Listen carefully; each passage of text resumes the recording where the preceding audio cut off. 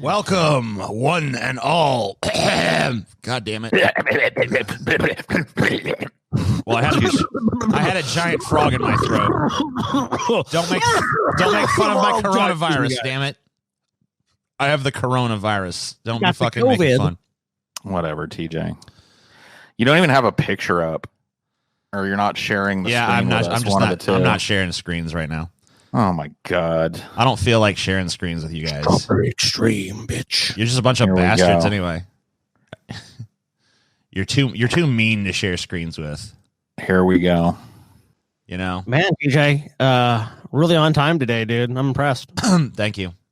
What time is it now? Just let me look at my laptop here. Oh, 2:08, man. Right on time. We said, 1 o'clock, TJ. An hour and 8 minutes late. Whatever. I fucking wrote you guys at 1:14 and let you know I was running late. Dude, last time I was this late, TJ, I almost got into a fight. But TJ, okay, here's the difference. You weren't like, guys, I'm sorry, I overslept and hopping on the computer right now. Oh my god. It was like TJ was like, all right, guys, I'm awake. I gotta gather the stories. I got a couple things I gotta handle up. I gotta go to the bank. I gotta cut a check to my fucking landlord. Oh, fuck, what else I gotta do? I gotta fucking take Sal for a walk. I'm gonna tweeze my nose hairs and give myself a foot massage, and I'll be right there, guys. Guys, I gotta get a pedicure too, man. I know the places are closed. I'm gonna wait for one to reopen. And then he gets there. He finally shows up in the call, and he's like, "All right, I'm gonna start pulling stories at a leisurely pace. Won't take more than a couple hours, guys. It's cool. Just hang in there." Just hang in there, guys. I'll be there soon. Then he gets the stories pulled. He's like, all right, I got all the stories pulled. Just allow me to put these in order, and then I'm going to go ahead and make myself a 5-course meal and find a yak to milk for a nice, tall, frosty glass of yak milk straight from the teat. Won't be long, guys. Yeah, how can you enjoy your lunch without a tall, frosty glass of yak milk? We think we've started the wait for that. That was my favorite part. We think we've started the wait for that, and he posts something else. He's like, okay, I think I've got the stories in order now, so I'm going to go find that yak and start on that 5-course meal. Don't worry, guys. We're just like, what? I know, we're like, we're in time. We're in the Twilight Zone. Dude, me and Paul, like, we were about to think, we're in the episode of the fucking Twilight Zone. It's like, ready to go now, TJ? Just another minute, guys. Episode title, Waiting for TJ. Okay, so that was slightly exaggerated, but whatever. What? Whatever. We were sitting here for 45 fucking minutes, TJ. Okay, it takes a while, especially when I have this, like, try not to get too much corona shit. Like, if I didn't have this restriction of, like, don't pull, like, nothing but corona stories, I could have been here in, like, 10 minutes.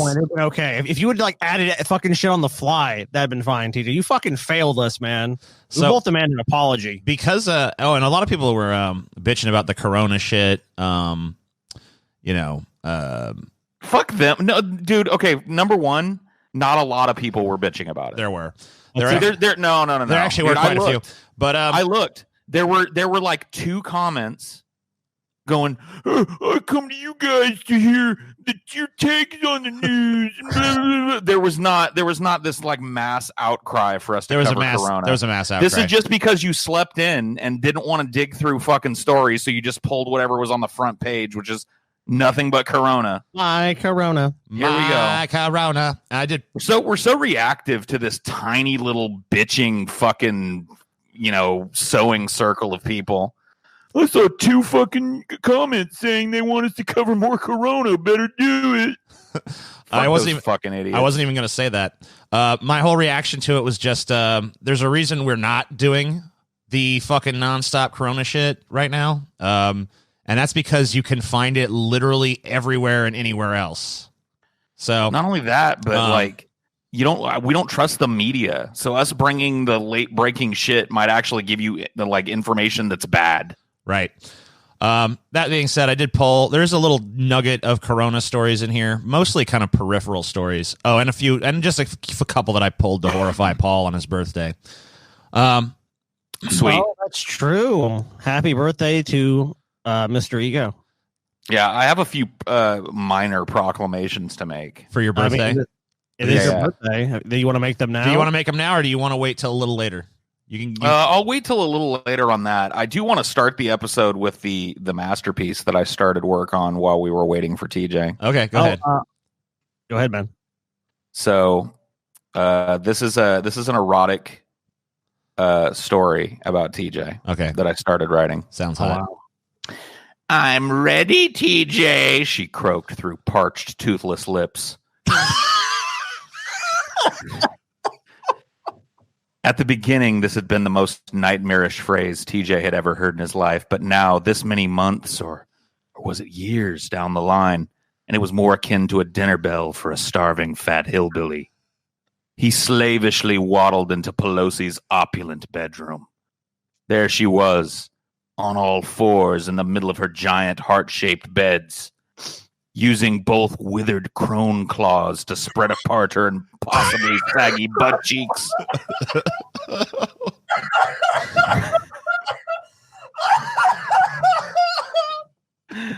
Using both withered crone claws to spread apart her impossibly saggy butt cheeks to reveal her dried up, prolapsed shit shoot. Oh, God.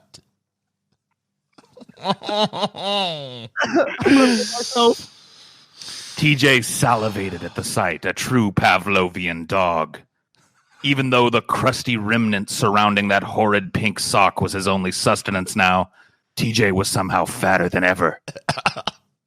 He bumbled forward, his weak ankles wobbling as he moved towards the ancient pink locus of his desire. That's as far as I got. Thank A God. number one.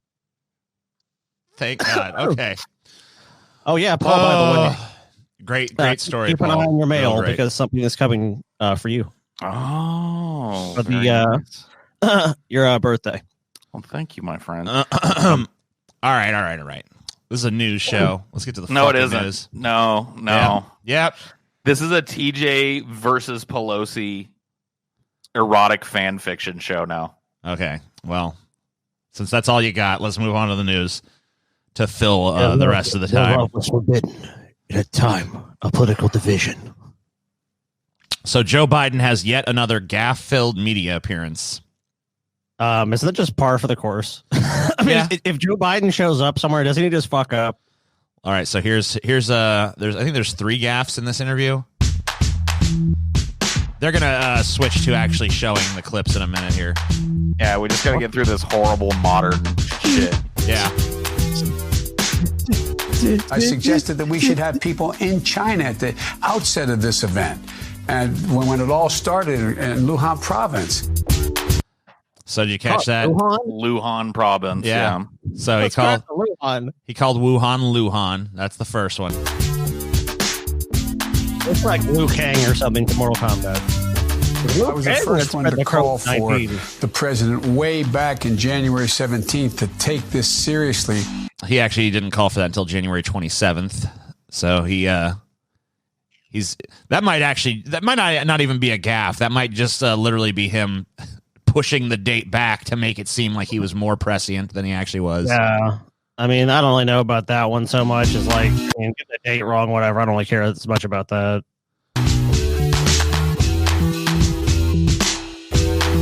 Well, thanks for giving me the time. Thank so you. that we don't wonder where I am.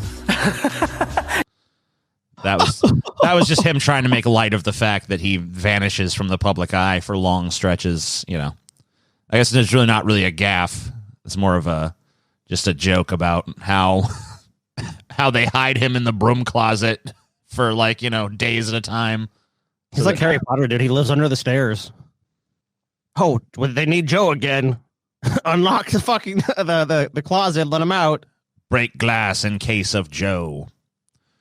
Another thing going on with the Joe Biden thing right now is these sexual assault allegations from Tara Reade, not the famous Tara Reade, but Tara Reade, a former staffer for one of Biden's campaigns.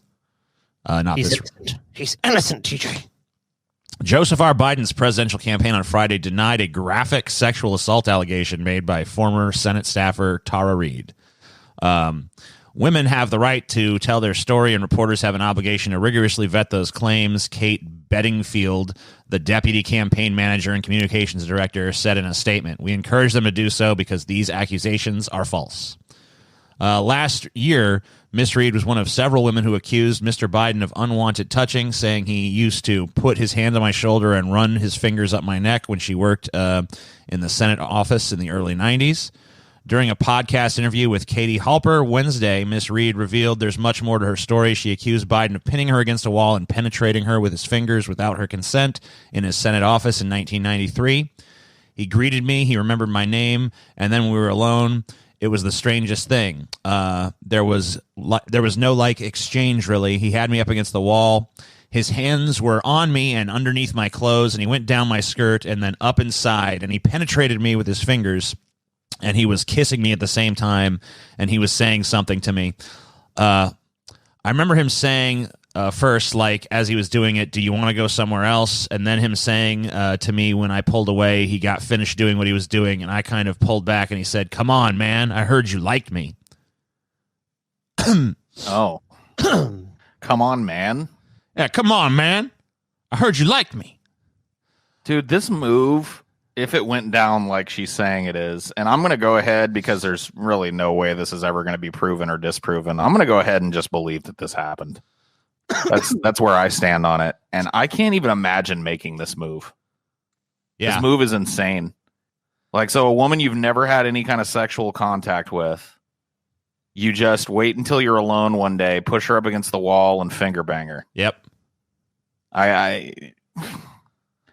Jesus. See, the media and a lot of the Democrats kind of painted themselves into a corner with this because the refrain for a while now has been, believe women. We need to take these kind of accusations seriously. And now that it's happening to Joe Biden, it's like, we need to vet these claims and, this never happened and we don't believe her. We need proof of this this rape. All of a sudden they're back to due process, guys. It's like, weren't you just like believe women like 5 minutes ago? But now it's like, due process is important. We need to validate these events. TJ, in my view, we need to have this loser drop out and have someone else run his place. I have a perfect candidate in mind. Andrew Cuomo. We need fucking goddamn Bernie, dude. Like, the worst they have with Bernie is like he wrote that rape fantasies were okay in the 70s or something. Like, Joe Biden is now accused of finger banging one of his interns. And I mean, like, there's a lot of evidence that Joe Biden has done really uncomfortable things, made a ton of people uncomfortable around him, especially women. I was in an office alone with Vermont Senator Bernie Sanders. It was back when he was mayor of Burlington. And he closed the door, and I said, why are you closing the door, Mayor Sanders? And then he took off my skirt, and he rammed the stapler up my ass. It's coming. Don't you worry. But yeah, this I've even seen, I probably should have pulled the tweets, but there've been people tweeting stuff like, well, look, Biden and Trump are both rapists, so might as well vote for the rapist with the better policies, I mean, wow. Are you the serious? cognitive dissonance is real. Yeah, and then another person, people... Remember the show with Brett Kavanaugh when he was like, there was obviously that big story about him and, getting blacked out drunk, and it was like, there's no way this man can be on the Supreme Court. Where's the call to say Joe Biden has no place being president, which they said the same thing about Trump when he said grab him by the pussy. Joe Biden, according to this, did grab someone by the pussy. Yeah. I mean, we know Trump said it. And again, how are they any fucking different? Well, because this story is completely, categorically false. Oh, yeah, of course. They always are, aren't they? I mean, yeah, obviously, we don't know for certain. I'm not saying 100%, like, oh, we know. This is how it went down. And like Paul, I mean, that's what Paul even said, and we'll never know. We're never going to know what the fuck happened in 1993. I just wish the standard was consistent across the board for these kind of things. I agree. And it just seems like, whether or not you care about believe women or whether you care about the whole like due process kind of thing, it seems to be dependent on how you already feel about the person before the accusation. And that's ridiculous. There just needs to be one consistent fucking standard. But of course, that's asking way too much of the American media or even the American electorate. Well, you're also talking about something that happened 27 years ago. I mean, like, they're saying, oh, we have to look into this. What's there to fucking look into? She's made an allegation. He's going to deny it. A bunch of surrogates of his are going to come out and go, that never happened. Joe Biden would never do that. I've known Joe for 25 years, and Joe would have never done anything to make anyone uncomfortable ever. Let's just sniff his fingers. Damn, let's give his fingers a sniff. That'll tell the tale. Oh, the tail of the tape, dude. I smell pussy. All right. You guys ready for another clip show? I love how this one's called The Wretched. At least the aptly name, probably. This is The Wretched.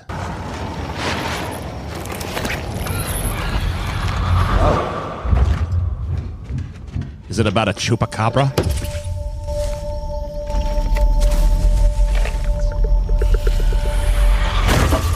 Hey, what's going on? Apparently nothing. Hey, neighbor.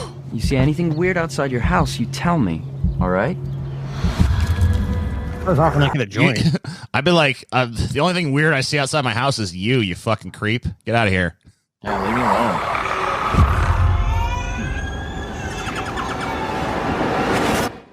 Oh shit, weird lights going on. Uh-oh.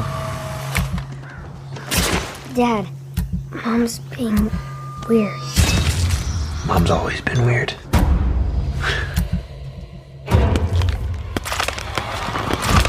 What are you doing up here? Don't let her in. My son likes to play hide and seek. Can you bring him down? I didn't say he was here. You're a very stupid boy. Can I help you? He's still at home? Dylan, down here, baby. You know, your son Dylan? I don't have a son. He had no idea who I was talking about. Listen to Mommy. Stay, Dylan. He's gone. I know it.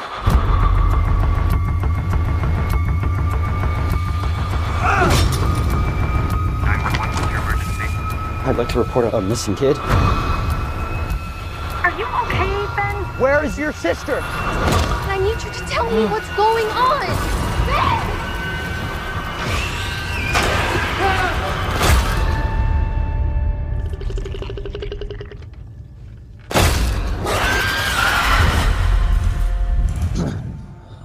Wow. So there's that one again. No thanks. No thanks. Like, I've just seen this movie 10 million fucking times. We live an idyllic life until things start turning up, and like it's like, you know, oh, they'll start being clues. It's just, you know, they've made a million of these fucking slow burn, and the mystery unravels slowly, and the mom is a fucking demon or some shit, or been possessed. Or I think she's a chupacabra. She's a chupacabra. I think she's a chupacabra. I don't know, man. Nothing in this trailer made me think it was anything but just another typical fucking horror movie.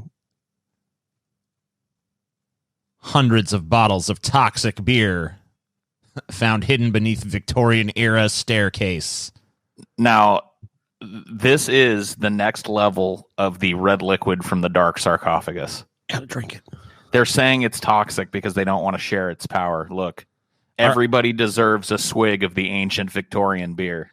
Archaeologists in Leeds, England, discovered more than 600 bottles of beer on the wall at the site of the old Victorian brewery, stacked neatly beneath a cellar staircase. The beer inside these 19th century bottles contains dangerous concentrations of lead. Yeah. How about Bullshit. you let the consumer make that fucking determination, eh? The bottles were found beneath the remains of what used to be the Scarborough Castle Inn in the cellar of the old Teatley Brewery, reports the drink business.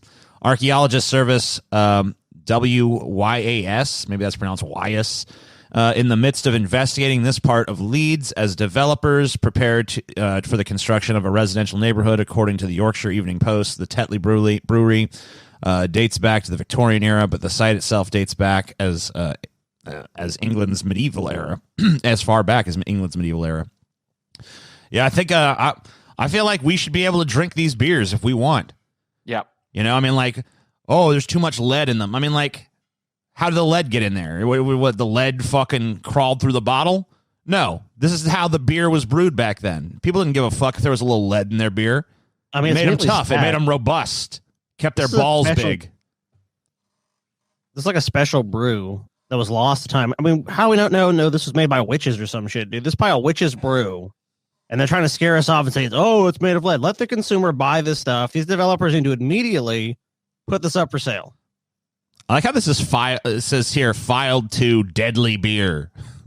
There's like a whole. Are there's like a of deadly bags. beer section here? I feel like this is probably the only story in it.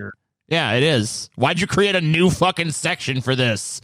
Do you really fucking anticipate more deadly beer stories moving forward, Gizmodo? You never know. I want it. I want a swig. I want it now. A swig, dude. You might that swig might be too much for you. No, You might have to have like a thimbleful. I have tasted the red liquid from the dark sarcophagus. Yeah, I was able to get a hold of that for Paul. And I mean that kind of changed like Paul's entire like state of being and shit. Well, that was level 1. This is how I ascend to level 2. You have to remember, Paul, I also, even though I didn't win it, I did take a swig, but you know what? I'm pretty much convinced it didn't alter me because I didn't rightfully win it. So that's probably why it just tasted so bad. Yeah, the red liquid from the dark sarcophagus knew that you weren't worthy. It's like, fuck you, bitch. You're lucky it didn't just melt you down to a skeleton where you stood. I'm very lucky to be alive. Speaking of booze buying surges. Senators push airlines for cash refunds. I don't really care about the airline thing, but Yeah, fuck them. this booze thing is pretty cool.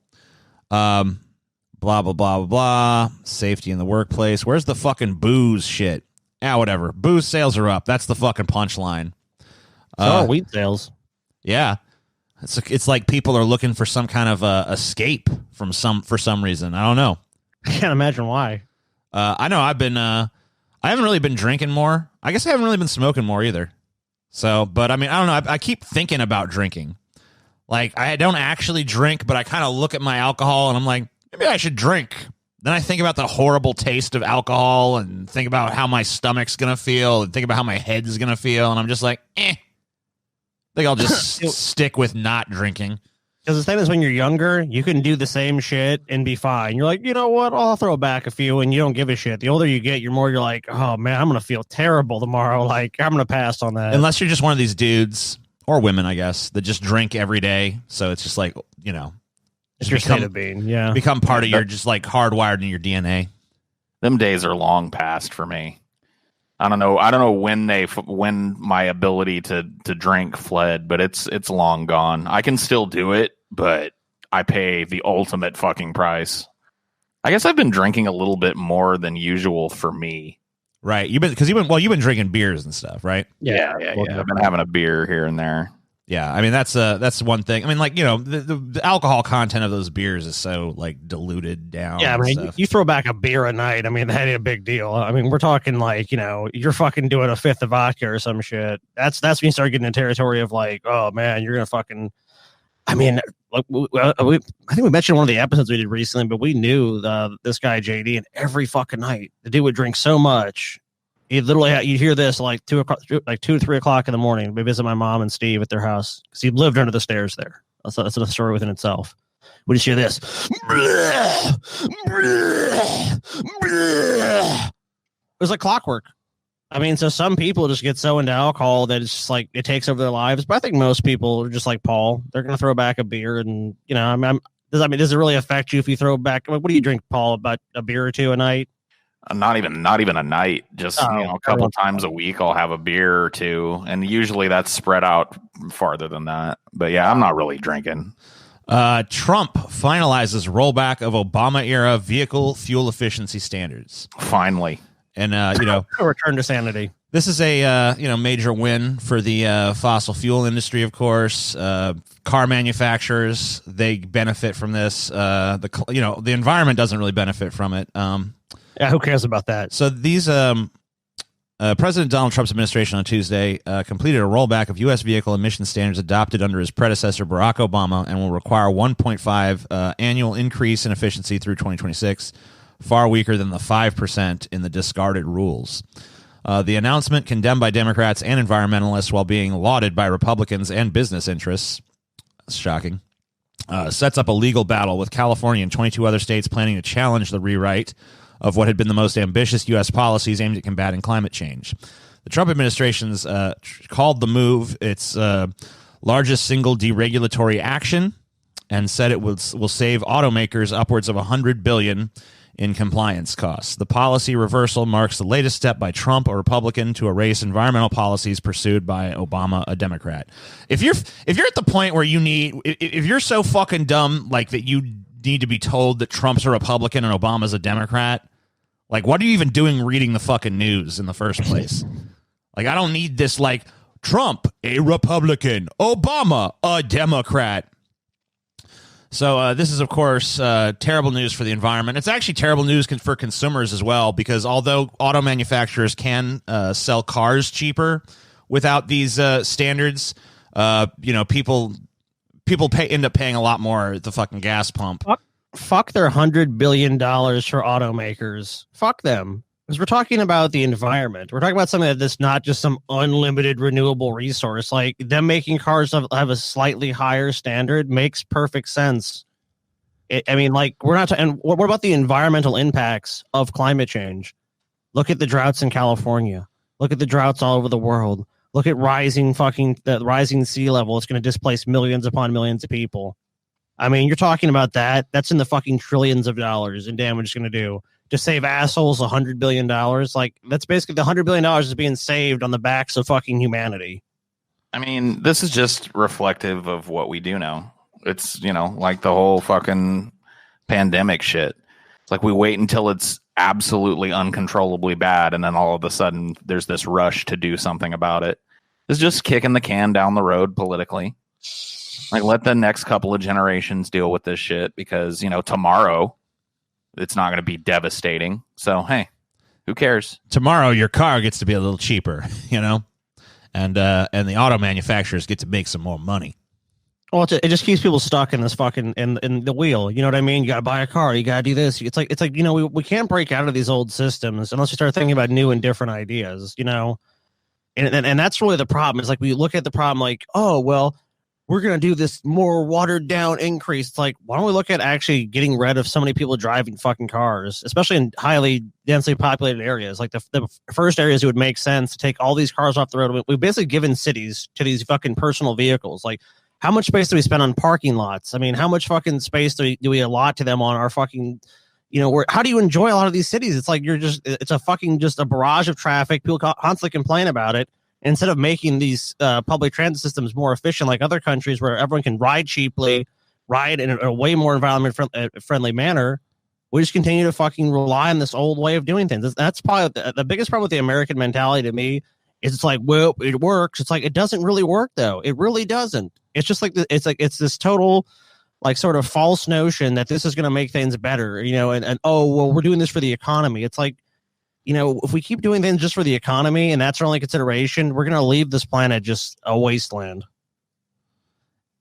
Evidence of ancient rainforests found in Antarctica. Dude, I'm dead on again. Damn. Once global warming hits, this place is going to be a fucking tropical paradise. When dinosaurs roam, I'm gonna own all of it too. Yeah, I mean, Paul, you've already been buying up all that Antarctica land. I know. Yep. You've been getting it for like $1 an acre and shit. Unfortunately, he's been buying ice sheets. So, when dinosaurs roamed the Earth 90 million years ago, the planet was much warmer, including Antarctica and the South Pole. But in a surprising twist, researchers have discovered evidence that Antarctica also supported a swampy rainforest at the time, according to a new study. Researchers captured a slice of the seafloor using a drill rig aboard a polar research vessel on West Antarctica's Amundsen Sea between February and March in 2017. The sediment core sample was taken to near the Pine Island and the Thwaites glaciers. CT scans of the sediment core revealed pristine samples of forest soil, pollen, spores, and even root systems so well preserved they could identify cell structures. The soil included examples of pollen from the first flowering plants found this close to the South Pole. See, this shit is scary. They're digging up ancient pollen that doesn't exist anymore. Yeah. You know what I mean? Like, what if that pollen is horribly, horribly fucking poisonous? Yeah. Or what if it's Audrey 2 pollen, Yeah. Or they get a spore from some horrible fucking fungus beast that used to exist that escapes their lab. See, this is just bullshit. Quit digging. Quit looking where you need not look, science. It's coming though, Paul. I mean, look, with the planet heating up, like soon we're gonna be living in this swampy wasteland if humanity survives at all. So we're gonna have to start dealing with these fungi or this pollen or whatever. It's gonna be a fact of life. We're gonna have to deal with this shit. But Paul once again proven right, because I mean, obviously they said this was what it was like when the planet was warmer. So when it gets warm again, it's going to revert. It's going to bloom. It's going to revert right on back to this, and Paul's going to have this lush jungle land while the rest of the earth is a barren desert with beautiful, pristine white sand beaches as far as the eye can see. Well, don't say he didn't warn you. I mean, Paul's been encouraging people to buy land there for a while now, so it's their own damn fault. Yeah, I stopped encouraging people because I want to buy it all for myself. Now I'm encouraging people to jump on their ticket. Book your ticket now to come to my resort. Oh, this is the actual thing about the alcohol sales, I guess. Alcohol sales are through the roof amid the coronavirus pandemic. The Associated Press reported Tuesday that Nielsen data indicated alcohol sales were up 55%. For the week of March 21st. Beer increased 42%, and wine was up 66%. So that's just kind of maybe a little information on something we already discussed. But wait a minute, scroll down. Yeah.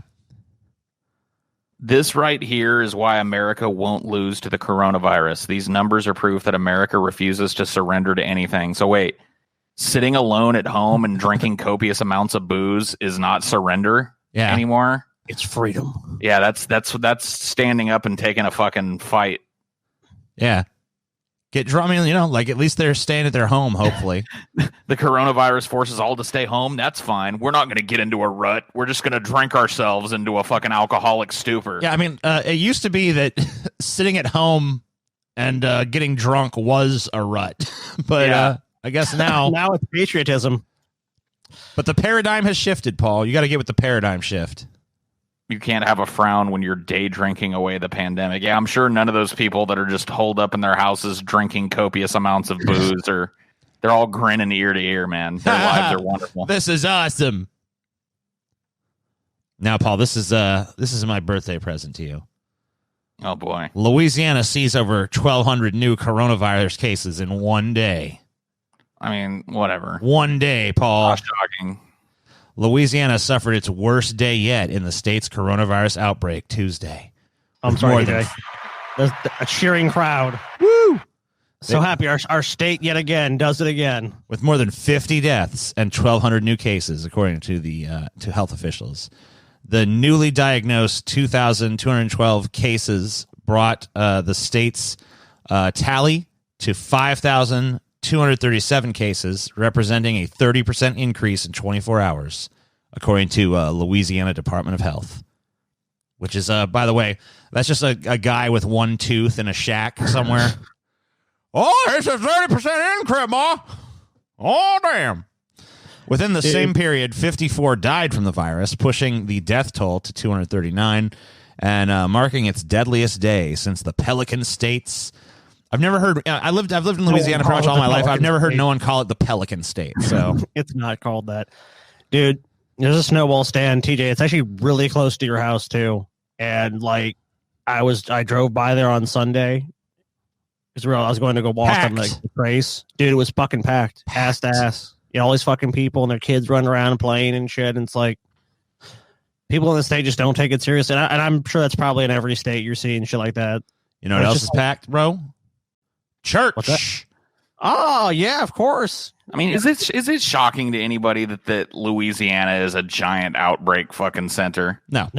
Louisiana, we knew this shit was spreading like wildfire.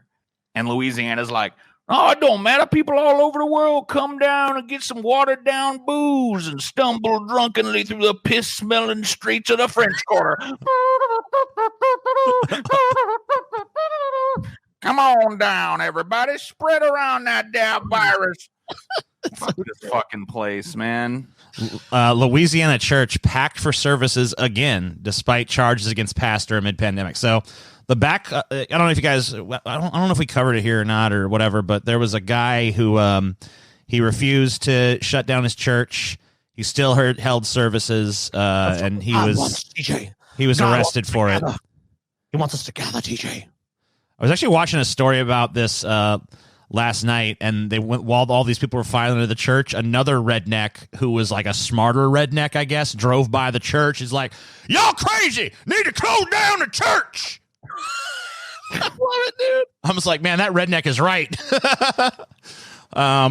Well, this just shows what a stranglehold religion has on this state. Because any other sane state would just be like, this place should be shut down, and if they try to gather again, just fucking lock the door. Just like, no, you guys have to go somewhere else. Central Louisiana, buses and cars filled a Louisiana church parking lot for another service Tuesday evening, as worshipers flocked to hear a Louisiana pastor who is facing misdemeanor charges for holding services despite a ban on gatherings amid the coronavirus pandemic. A few protesters turned out, too, including a man shouting through a bullhorn against those gathering at the Life Tabernacle Church in the city of Central, where Pastor Tony Spell has been holding services. Another demonstrator held up a sign reading, "God doesn't like stupid." What are you talking about? That's what he loves. God don't like stupid. God don't like stupid. Right. He fucking loves stupid. He loves a bunch of stupid fucking saps going to go to a fucking church or pack 1,500 people in. Oh, man. I just wish we could just isolate these people, put them on a fucking island, and just let the disease kill them all. So I've got the answer to this shit. Yeah, go ahead. Just like activate the military, have them surround these churches, and the next time the people show up, let them in, and then board up all the windows and chain up the door, and let them all stay inside the fucking church. And when they pound on the door going like, "What will we eat?" just say like, "God will sustain you." God sustains all those who come to him in penitent prayer. There you go. I like that. It'll handle itself. So yeah. And people keep getting mad at this pastor, but like, what about the stupidity of his flock who just like are willing to ignore a global pandemic and come to this church? I hope they all fucking get it. I hope every single last one of them fucking gets it. In fact, this is the reason why that last story exists. This is the reason why there's like 3,000 new cases a day. Because these dumb fucking swamp dwelling, muck raking hillbillies don't get it. So it's like a flu, Paul. Ain't no big deal. God needs his money still, and that's why this guy wants to keep this open. Tony's a fucking Spell, whatever the fuck his name is. Tony Spell. He wants put a spell on you. The saps can go in there and fucking put more money in his pocket. They got to plant that little seed in his pocket. Got to keep enriching him. These guys are all the fucking same. They want to keep driving their Rolls Royces and flying on their private jets.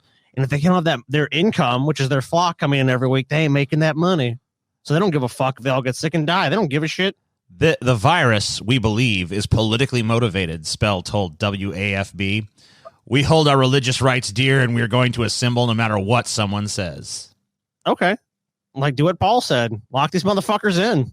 Permanent assembly, motherfuckers. Yeah. Oh, yeah, you got the right to assemble. You no longer have the right to disassemble. That's what you've lost now. I mean, this would be all fine and dandy if these people weren't leaving their church and going to your local grocery store and coughing all over whatever's left of the fucking bread in the aisle so that you can take it home to your family. It'd be one thing if these people were just being self-destructive, but they're just spreading it around. There's a bunch of typhoid Marys, a bunch of stupid fucks too. Ugh. Look what this guy's saying. Asked whether he was concerned about the pandemic, Spell said, "I'm no more concerned of you moved to TJ. Where's that? Okay, there you go. I'm no more concerned than I would be going to Walmart or Home Depot." You should be concerned going to all three of those fucking places, you retard. Yeah, you should be at home. People should be staying home as much as possible unless they need to go out for an essential reason. Because you want to know why? Because it's a highly infectious disease, moron. Look at New York. Look at one of the most densely populated parts of our country. This disease is ravaging it. Hundreds of people are fucking dying every day. Let me tell you something, boy. You say I should stay at home? Yes. Well, Home Depot is kind of like home. It's got all the same stuff you got at home, except there's more of it. Listen to the weak government response. Earlier, Central Assistant Police Chief Darren Sibley said his officer has had no plans to try and stop Tuesday's prayer service, but he said they would document everything and forward everything to the district attorney. Good job. These religious fucks, man. Like, even in a time where a pandemic isn't raging, they just can't keep their stupidity contained within their own ranks. They cannot be fucking satisfied with just being stupid, God-bothering idiots alone. They got to come and attack our fucking political process. They got to fucking influence our politics. They got to influence our local fucking and state level measures. I got to get away from this. I got to get these people. This just proves what I've felt all along. These people are harbingers of the apocalypse. They want the world to end. They've been praying for it for fucking ever. They're a death cult. They are. I mean, when you argue with people and Christians, I mean, even from liberal Christians to the fucking most hardcore, it's always like, what's going to happen when you die? What's going to happen when you die? What's going to happen when you... Hey, you got an answer for that? No, I fucking don't, because I don't fucking know what's going to happen when I die, and I don't claim to know. I don't have that knowledge, and I don't pretend to have that knowledge. And I mean, I'd like to focus on living, if that's okay. Is that cool? It's like all I have is one life. Yeah, I'll worry about death when I'm dead. In fact, I won't worry about it then because I'll be dead. So, no, this whole thing is disillusion. I mean, like, as much as like the problems I have with Louisiana after seeing this is like, fuck this state. What about all these people who are a part of a different death cult, the economic death cult? You know, these people who go around, they make statements like, you know, if I have to die to save the economy, then I'll do it. It's a lot of the same people. That sentiment is coming out of a lot of the same people that are shuffling into this moron's fucking church every Sunday to spread around a pathogen. Remember when I gotta get out? I gotta get out of this fucking state. I'm not even joking. No, and you know what, dude? When we were talking about moving earlier, we were thinking about like, what's the best place to situate a podcast? I'm moving to wherever the IQs are highest and religiosity is lowest. Yeah, we'll have to do some research. I don't care if it's good for a fucking podcast anymore. I'm dead fucking serious. I want to be as far from these stupid, bumbling, swamp-dwelling retards as I can fucking get. We might have to leave the country at that point. I'm fine. Yeah. Hey, if that's the way it's got to be, that's the way it's got to be. Because, yeah. Oh, what a detriment to us all. Is there life on Mars? Coast Guard. Cruise ships must stay at sea with sick on board. Well, no shit. What's the alternative? And who are these dumb fucks? Yeah, can you imagine being stupid enough to still be boarding a cruise at this point? Abolish. Dude, I seriously, if society was smart, we would be taking an honest appraisal at the way we live our lives now and realizing these things are nothing but fucking disease, harbingers of disease and our own destruction of humanity. They fucking are they're so bad for the environment. They're unbelievably bad. It's like we don't need these fucking cruise ships. And like it's just always people put everything ahead of that, and it's so self-centered. It's so narcissistic. It's like, oh well, I want to go on a cruise. Well, you're destroying the fucking planet, bitch. So fuck your cruise.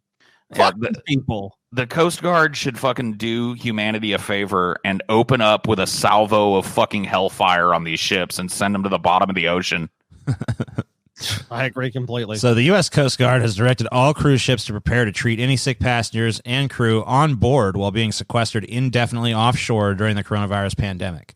Good. The new rules require daily updates on each ship's coronavirus caseload for vessels in U.S. waters and come with a stiff warning. Any foreign flagged vessels that loiter beyond U.S. territorial seas should try first to medically evacuate the very sick to those countries instead. Many of South Florida's cruise ships are registered in the Bahamas, where hospital capacity is limited and people are still recovering from last year's Hurricane Dorian. The rules, which apply to any vessel carrying more than 50 people, were issued in March in a March 29th safety bulletin signed by Coast Guard Rear Admiral E.C. Jones, whose district includes Florida, Georgia, South Carolina, and Puerto Rico. Dozens of cruise ships are either lined up at the Port Miami and Port Everglades or waiting offshore due to the coronavirus pandemic. Most have only crew aboard, but the Carnival Corp, which owns 9 cruise lines with a total of 105 ships, notified the SEC Tuesday that it has more than 6,000 passengers still at sea on 3 ships that will soon arrive in Fort Civitavecchia, Italy, and Southampton, England, as well as Fort Lauderdale. Right. Can you imagine being fucking stuck on a goddamn Corona cruise? No, I can't. For fucking, you know why? You know why? Because you would never get on board that thing. Yeah, there's absolutely no fucking chance that I'm keeping my fucking reservation on one of these ships during a pandemic. So no, I can't imagine how stupid each and every one of the passengers on these ships must feel. Yeah, the crew I can only understand. That's their fucking job. That's how they survive in the world. Like the fucking people that willingly got on the ship, like it's just a fucking flu. I'll be fine. Oh no, I'm stuck at sea. Hey, you won the retard lottery. You get stuck on a fucking cruise ship during the pandemic. Good job, moron. Yeah, a lot of fun there. This is our last Corona adjacent story, I believe. This is about not so much the virus itself, but one of the things that's been happening in the name of the virus, I suppose. Judges block 3 states from limiting abortions during pandemic. So judges in Texas, Ohio, and Alabama lifted restrictions that were placed on abortion procedures as the coronavirus emergency continues. The states deemed that all non-essential medical procedures should be postponed as facilities handle the virus, and they either explicitly included abortion in this category or remained unclear. After abortion clinics and rights groups filed lawsuits, judges across all 3 states ruled in favor of the plaintiffs on Monday and temporarily blocked the abortion bans. The groups protesting the ban celebrated, while some state officials threatened to appeal. So basically, even in the midst of this coronavirus bullshit, there's still people in this abortion debate that are just they're trying to make it about. Like, this is just another example of people using this fucking moment as a chance to push their fucking political agenda. Like, oh, shit. Well, we got this coronavirus, so no abortions right now. It's like, okay, well, you know, then the other side's, you know, like, oh, no, we appeal and all this. Like, I mean, like, couldn't we just have a moratorium on this kind of bullshit? Like, we don't really need to be making like these sort of like social changes to society in the midst of a fucking pandemic, because these are not usual circumstances. These when did they pass the Patriot Act? Right, during after 9/11. And Trump just rolled back the emission standards, yeah, which was a very divisive issue. I mean, the government has like a wish list of laws and shit they want to pass. And when shit like this happens, they just start salivating. They go, oh, my God, there's a crisis. Oh, this is fucking perfect because all the eyes are on that. Everyone's looking at the coronavirus. We can do anything in the name of the crisis. Oh, my God, we have to ban this. Oh, yeah. Because when you have people afraid and you have people scared, when's a better time? There is no better time, because even the people that would speak against you were so afraid of being labeled as like, well, you're not wanting to fight the virus. Oh, no, I want to fight the virus because, no one's on team fucking COVID-19. I mean, well, maybe there is somebody, but for the most part, most people are not going to want to have that label of like not taking it seriously. It's the ideal time.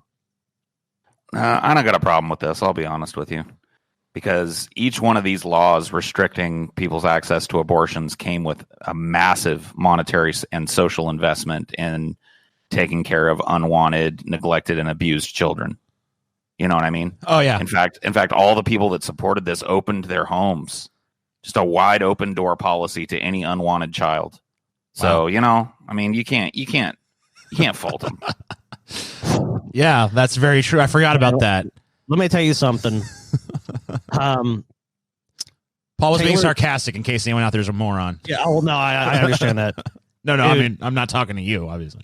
Yeah, no, but I'm just saying, but Taylor's mom is a cop.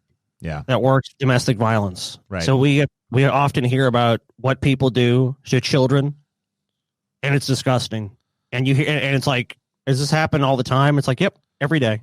This shit happens every day. So people go, oh no, it shouldn't be abortions. Like, You're not living the reality of so many kids that are unwanted, and you think that just means, oh, well, the parents aren't nice to them.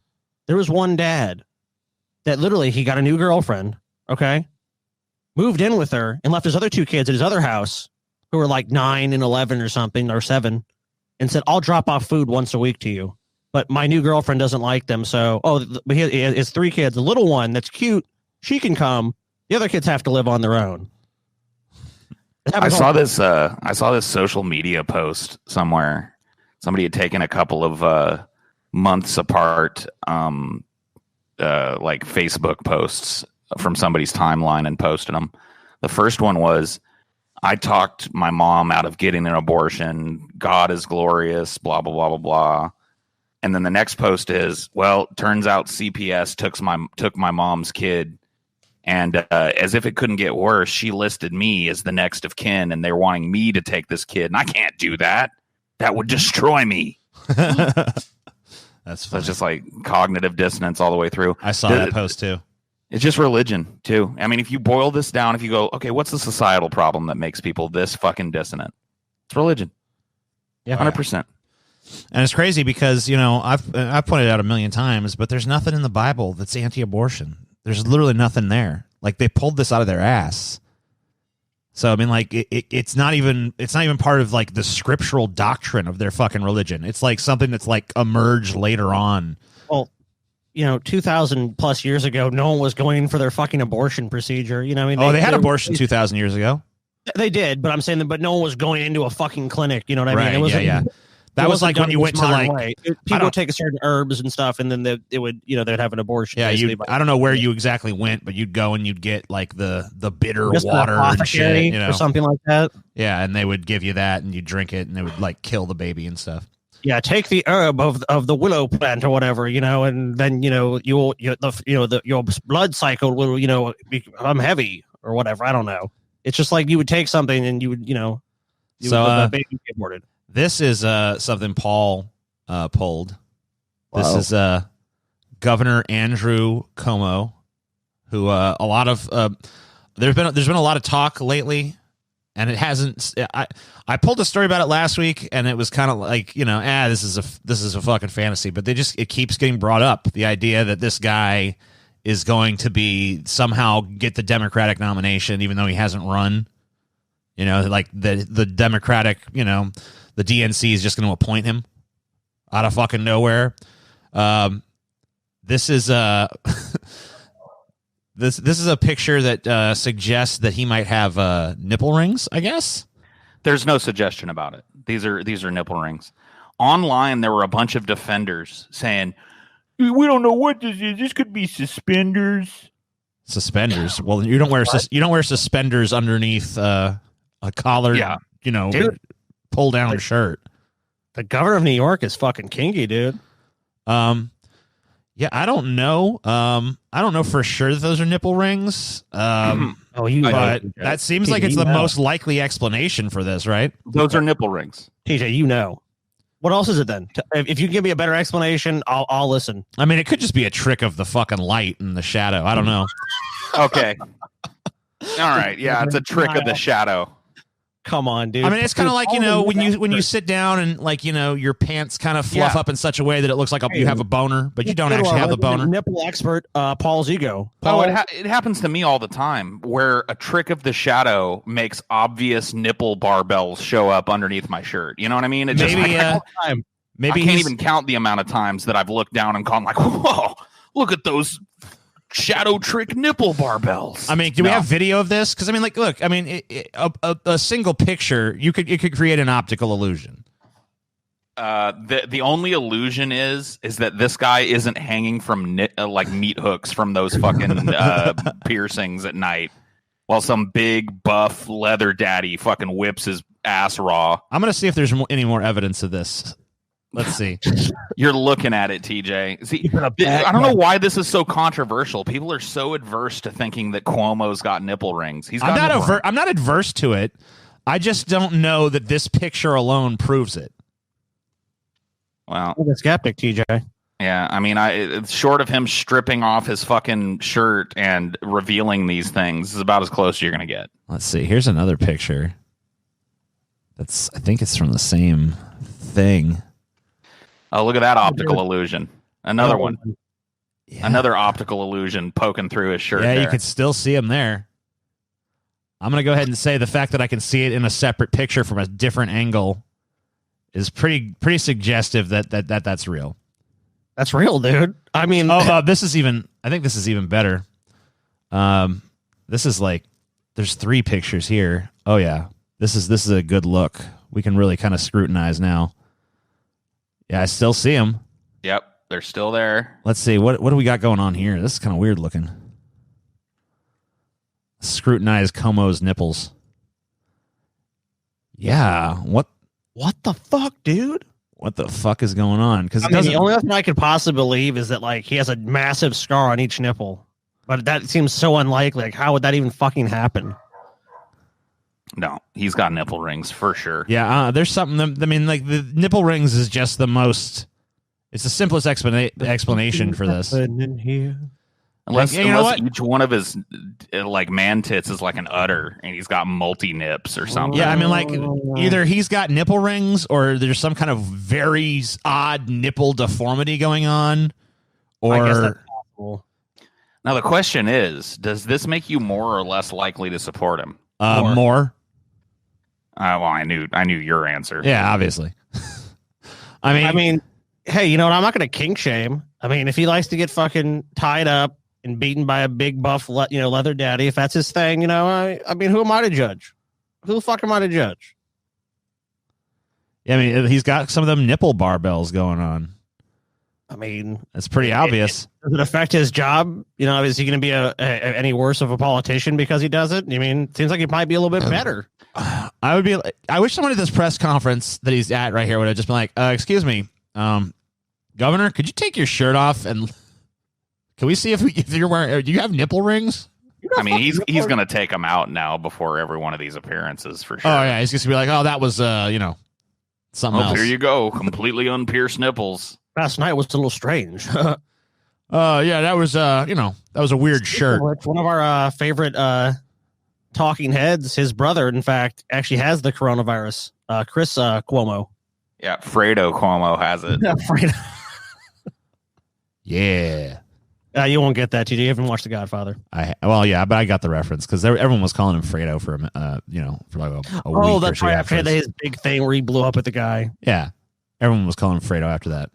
Listen, you knucklehead, don't call me Fredo, okay? That's an insult to my people. Oh. So, Paul, would you like to read your proclamation to the plebs? Or I mean, it's not. I didn't even write it down because it's very simple. So, do you want it to be a pleb thing, or do you want only the patrons to hear your proclamation? I think everybody needs to hear it. I think we need triumphant music, though, TJ. Do you need triumphant music, Paul? No, it's just gonna if we were in person, it would work, but it just interferes. Gotcha. All right. So just imagine triumphant music. Okay. Gotcha. So pretty much my whole life, since I've been aware of, the passage of time, aging, and the ultimate mortality that faces every human being, I always thought to myself, like, when I'm 40, I'm truly old. Like, yeah, 30 is old, but man, it's nothing compared to 40. I kind of dreaded it for a long chunk of my life, but as I've gotten closer and closer to it, I've come to embrace it because it means some very positive things for me. Number one, I'm an old man now. Now, most people agree that you treat old, doddering men with a certain amount of kid gloves. You know what I mean? You don't, like your grandpa. Your grandpa says something that's wrong. You don't jump all over him to fucking correct him. You just kind of nod your head and you say, "Yeah, grandpa, yeah." Because you don't want to bother an old man. You don't want to get his dander up. So the basic proclamation is this: no more bothering me, no more harassing me, no more horrible fat jokes, because that's just going to get my dander up. And that's mean to do to an old man. Like, it was one thing when I was a youngster. But no more complaints. No more crying, no more whining, no more correcting me. And you just got to accept everything I say at face value.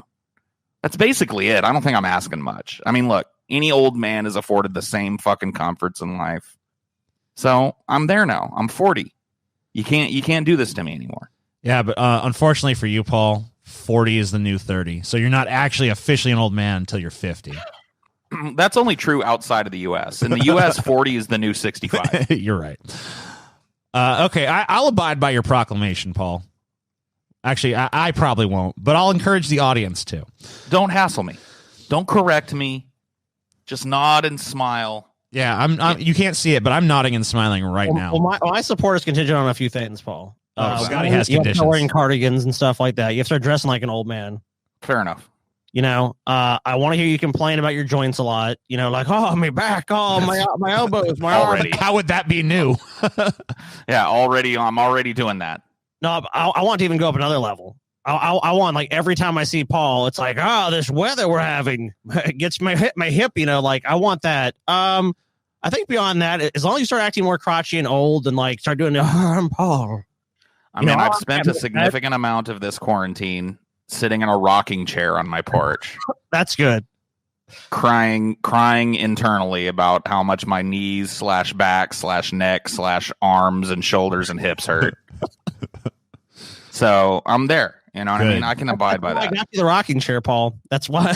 That's why I did it. I was like, you know what? Paul's an old man. He needs this. So I want all of you plebs out there to contemplate the lamentations of Paul, the proclamations, and what he has, you know, and fucking carefully consider how you're going to treat Paul in the future. But I also want you to consider becoming patrons, because the patrons, for the patrons, this show's only about half over. For you guys, it's over. So we're going to move on without you. And that doesn't that feel sad? Get off my lawn. Doesn't it feel sad to be left behind? You don't have to get off my lawn, plebs. You don't have to accept that fate. You can become patrons. It's easy. Deep bad pride. Deep bad pride.